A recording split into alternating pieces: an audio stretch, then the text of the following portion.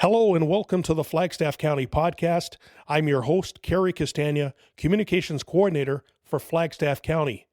Today we are at the Alliance Doll Museum, and I am here joined by Karin McCracken and Dale Lambden. Now, Karin, how are you involved with the Alliance and District Museum? I've been here since the museum started. I'm past president, past curator, and just a working member now. And Dale, what's your role? I've only lived here for 10 years, and I've been the secretary of the museum for the past 3 years. And you guys are both in Alliance or in the general area? In town. We both live In town, yeah. Besides Karin and Dale, we're also joined by hundreds of dolls. In fact, there are more dolls here than people in Alliance. That's true.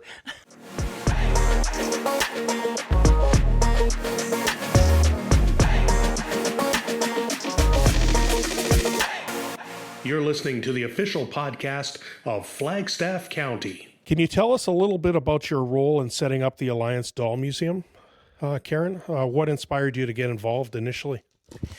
Well, it's a little bit of a story. I don't know where to start.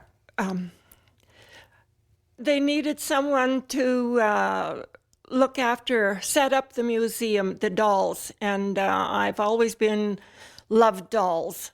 I had lots of fun making all the displays and admiring, and it was a thing that I really enjoyed. And it was Millie Duncan that had, I believe at the time, just over 800 dolls. And this was back in 2012 or just prior to that. And she was looking for somewhere to donate the dolls and for her legacy to kind of continue on after she's gone. And of course, she did pass away a few years back. But so is that kind of how you met her? She was looking for a place for her dolls because her health was declining and she knew she had to find a place for them. So being myself a doll lover and a member of the museum here, I said, yes, we will take them. We will make a place for them. We'll do what we have to. And she was really tickled pink about it. Oh, that's great. Because at the time, I guess Millie was living on an acreage in the Alliance area, right? And she had these dolls and then approached the Alliance Museum Board. So that's how you met Millie in the first place? Yes. Can you tell me a little bit about Millie? She didn't present herself as in the displaying at all. She hung way back. She didn't... she didn't like to be the center of attention? No. But these dolls meant a lot to her. Yes, I think maybe it kind of was hard for her to give them up. And what was your initial reaction when you found out that she was donating these dolls? I was amazed.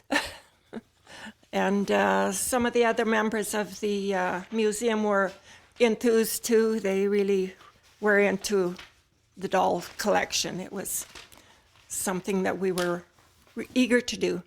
And then did you decide that it needed a new building? Like, how did that come about? Well, we didn't have room in our original museum, so this building was sitting here empty. We had to fix it up. It was an old garage for a school bus, and so we managed to get grants and money and volunteer help to get it all finished inside and fixed up. What challenges did you face while setting up the doll museum, and how did you overcome them? Were there any challenges? No, there weren't very many challenges, just trying to get everything organized, and things went pretty good, yeah. And then I believe it was in the community press in May 2012, but that was the grand opening, right? That was the grand opening, yes, yeah. Do you recall anything from that day? Us museum members, we dressed up in costume and had a tea, and it was a grand opening. Lots of people came out from the community and beyond. Yes, quite a few. Yeah. Can you share some of your favorite dolls or pieces in the collection? Well, the one doll that really caught my attention was a little baby Wetham's doll. Wetham's? Yes, it had a little bottle, and you fed it water, and of course it wet itself. I had that was a replica of a doll that I had when I was 10 years old, so it really brought back memories. And that's still here somewhere? Yeah, yes, it's still here. Yes, and also an Eaton's Beauty doll. When I was about 6 or 7 and 8, the Eaton's catalog always carried a doll at Christmas time that was called Eaton's Beauty doll. And I used to just love that doll. I wanted one so bad, but couldn't afford it, so. So, I mean, this obviously means a lot to you. It kind of takes people back to their childhood. Oh, definitely. I had so much fun setting up these displays in my second childhood, I guess you would say. Yes. Was there any particular order that you've put the dolls in, or how did you decide where to put everybody? I just decided that they should be in little vignettes of like dolls and little just themes. Yes. We have this theme, one setting here of the poor tired mother with the babies and the little ones, and she looks so sad. And everyone exclaims about the baby that she is holding. They go up and touch its foot because it looks so live. Oh, yeah. Yes, one back the here. One right over there, yeah. Yes, yeah. Can you talk about how many dolls there are now? Because I know initially it was just over 800 that Millie donated, but since then you've gotten a few more in. Yes, it's well over 1,000. I've kind of lost track. I would have to go through our logging system to really find out the exact number. But somewhere over 1,000. Doesn't that make it one of the biggest in Alberta? I think it probably is, yes. Do you know of anything like this, anything similar to this museum? No. Some years ago, there was one in Hannah, but it's no longer there, and it was no way as big as this is. So this is a real gem, and it's right here in Alliance. Can you talk a little bit about how special this place is? Oh, gosh. It is a gem, yes, and I think it is worth all the time it has taken me to set it up. It is beautiful. Unfortunately, Millie is no longer with us, but what do you think she would say if she saw this collection? Well, at our grand opening, she came, and she had tears in her eyes. What do you think it would mean to her today, so many years later? She would be so pleased. Yes, she would. I can just see her going with her hands. Oh, yeah, pushing her hands. Yes. Dale, you never met Millie. No, I met Larry. I think Millie had already passed away when I moved here. But I just, I had this article that Millie wrote about the Doll Museum, and it was in the senior paper from January 2016, and I'm just going to read just a little bit directly from her words. I'm always glad to see them, the dolls she's talking about, and they seem very content in their new home. I believe it to be the largest doll museum in the province. More than 800 items were cataloged from our house, and many others have joined them.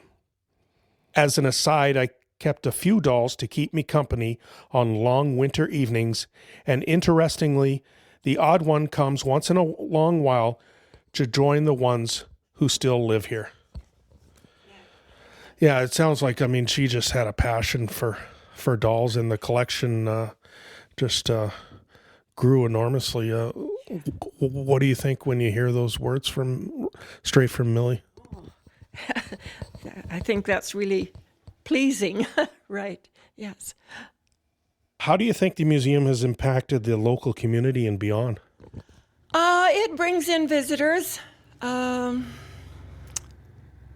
guess people come, yeah, and it helps. Yeah. From how far away do they come from? Oh, from Edmonton, from Saskatchewan, from BC, from all over Alberta. Yeah. Dale, did you want to kind of jump in here? Yep. What would you like to know? As far as the museum, what's your part been involved with it? A lot of it is in the maintenance and just general construction and rehabilitating, like steps that have rotted out and setting up a program for any projects that have to be done in the future. Like we have to put a roof on our main museum and half the doll museum within the next year or two. Raise money for that. We are sponsored by the Legion. They took us on when it was first started, I think back in 1981 or something. They are our major sponsor. So the main museum is the old Catholic church from town, and it was moved over here. And like Karin said, this used to be a bus garage, and they were on two separate titles. So we had Roger Spady go through land titles and join him into one property. And we did that so that we could get down to one power meter and one electrical meter and keep our expenses down, because we don't like to go to the Legion any more than we have to get money for expenses. Yeah. But it's more projects like that, where we have to get a crew together. And you said, like it was, we were talking before, is there a certain temperature that you have to keep it here as far as just maintaining the dolls, make sure they don't, anything bad happens to the dolls? Yeah. In winter time, we keep it at about 50 degrees and we don't let it get below freezing. And same with the museum. If we have somebody coming, we turn the heat up a couple hours ahead of time. And we have meetings on the third Monday of every month. And we've got a really good board here. We've got about 8 members that, for a little town like this, we've got 8 members that show up every third Monday of the month. And springtime, we have a cleanup crew.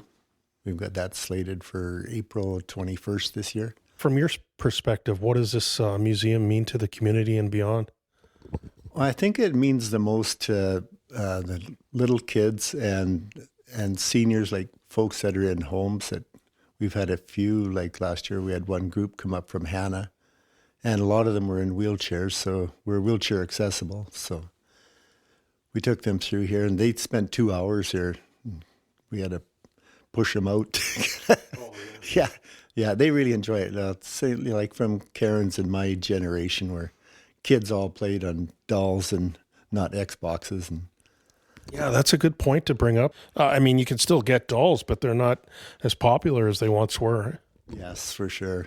Yeah, it's well, in the cold winters, I think what kids used to, especially girls, I don't think too many boys played with dolls. I know we had bow and arrows, but yeah.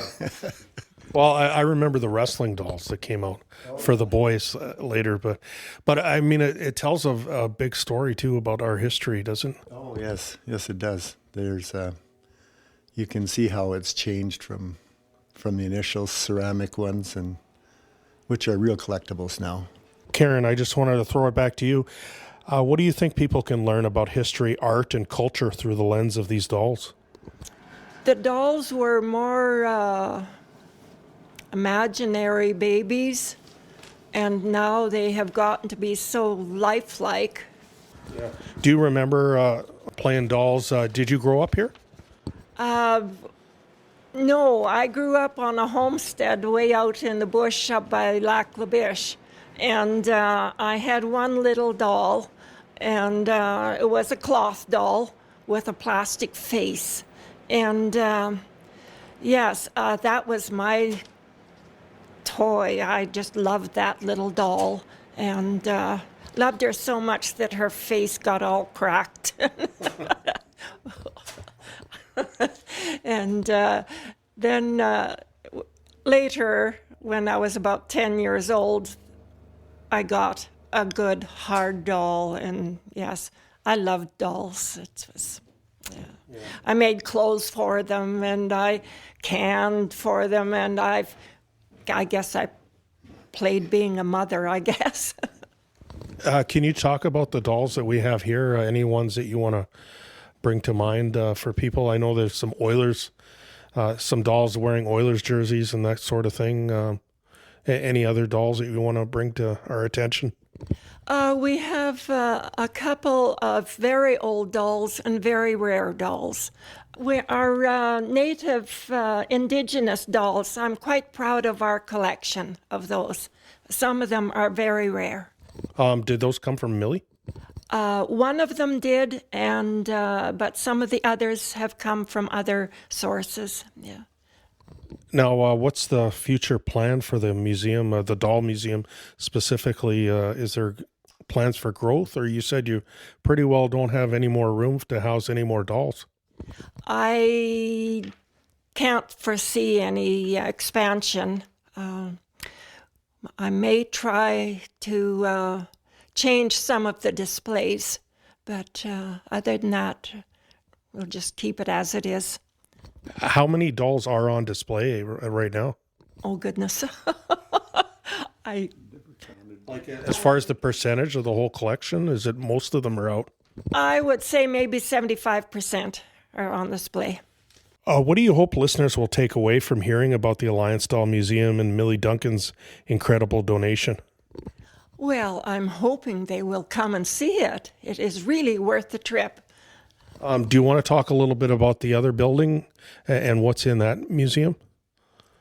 The other, our original museum is a display of artifacts from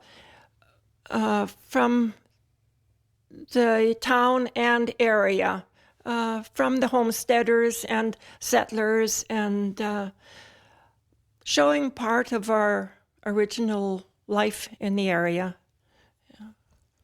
And that's the main building? Yes, that was the Catholic Church that was donated to the town if they could do something with it. And Emery Tran was a member of the Catholic Church, and he said that, yes, we will make a museum out of it. So they gave it to the town. And Emery Tran was a member of the Legion, so he got Legion backing, and through volunteerism, it's been a work of love. We also have a machinery yard just across the road with an extensive, there's a barn and a blacksmith shop and machinery storage sheds. So yeah, a little bit about the history of agriculture in the area. Oh, definitely the agriculture, yeah. So what would you tell people that haven't been to the museum before? You know, as far as, I mean, this is obviously a gem here, right here in Alliance. But what would you tell them from, you know, if there's listeners from the Flagstaff County area and beyond? I would say come and see it. It's worth the trip. Now, how do they do that? Do they have to call ahead, or when is the museum open? Because I imagine it'll be open closer to summer coming up here. Yes, we will be open the 1st of May, after the 1st of May, and we're open Wednesday afternoons and Saturday afternoons. Anytime between, if you give us a call, we'll come and open it. But otherwise, people can just drop in on those Wednesdays, or? Yes, yeah. Yes. Okay. From 1 to 4. 1 to 4 in the afternoon. 1 to 4 on Wednesdays. Wednesday and Saturday. Yeah. And Saturdays, yeah. We have a sign out on the street, so you can. Okay. We also have a phone number of a couple of people on the front door. If somebody is coming through town and would like to see it, and both of us with our phone numbers on the front door are residents, and we can usually be here in 10, 15 minutes, show people. That happens once in a while. Oh, yeah. Yeah. Yeah, so Dale, I'll start with you. Is there anything else you'd like to say about the museum, or anything that people should know? Well, every tour that I've given, people were really taken aback by how much work and effort has gone into building this facility and displays. And I think if anybody comes down, they'd be really surprised and bring your kids. It really makes Alliance unique, though, this doll museum. Yeah, it does too. Yeah, and I believe a couple have shut down in the province in the last couple of years, so there's not many around. We have 4x8 signs out on the highway, on Highway 36, coming from the north and the south. There's a doll museum, and it's the Alliance and District, because we have a lot of support from the district farmers. Yeah. Anything else that people should know, or that probably pretty well covers it, eh? Or the main event that the museum sponsors is our Santa Days, which happens on the second Saturday of December each year, and we get donations from the co-op and different businesses, and we have a wiener roast and parade and bonfire. Free hot dogs.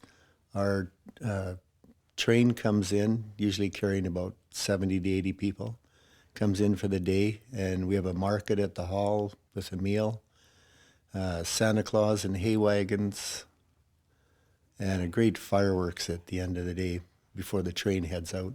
yeah, it's always a lot of fun. That's the Battle River Railway, right? Yes, it is. Yeah. Where would you like to see the future of this museum, 10, 15, 20 years down the road? Well, it'd be nice if we can attract, and actually we have attracted some younger folks, like Karin and my generation, 70 and 80-year-olds, is about 2/3, I would say, of our committee. And in the last 3 or 4 years, we've attracted 3 or 4 younger people in their young 50 and 60-year-olds. Oh, that's good. That's good. But I mean, this museum's going to be around for a long time, don't you think? Or... Oh, yeah. Yeah, we've got good sponsorship by the Legion, so yeah, we've got lots of plans. We just had our meeting last night, and we've got about 10 items on the agenda for upgrades for this year, and trying to beautify the grounds, and we want to get over to the yard across the street. It's a huge yard, and one of our volunteers cuts it every week, cuts the lawn over there, and it needs some more. It hasn't been attended to for no upgrades for the last, I would say, 10 years or so. We used to have a couple of old folks that worked there almost full time before I moved here, and we've pretty well got things in ship shape over here, and we want to start over there this year. Yeah, it takes a lot of volunteers to keep something like this going. Eh? It does. It does. We usually, now that we've got a few guys on the committee, that can do the construction part, the gals usually do all the cleaning up of the inside and help with the lawns. And we get a good group in May that get together and do a major cleanup. And we also have the train station. That was it the lineman's house that was moved from our yard over to where the train tracks are. And when the train comes and Santa Days, it's a place for them to get off, and we have somebody there to greet them, and hay rides from there. And something else that is of great interest when people come there, we have the old McCracken log house that was moved from the McCracken farm and fixed up, and people would say, "Oh, it would be so lovely if we could just spend the night here." It's all fixed up with stove and kitchenette and sleeping place and everything. It's Is it available to rent? no, no, Oh, okay. no. But, And is that from your family? from my husband's family, yeah. Oh, and your husband's from the area, or? Yes, about 17 miles straight east, the McCracken farm, right. Oh, okay. Now, is there anything else, Karin, that you wanted to make people aware of? No, I think that's pretty well covered it. All right. Well, thank you very much, Karin and Dale, for joining me on the Flagstaff County podcast. You're welcome. It was our pleasure. Yeah. Yes, it's been really grand.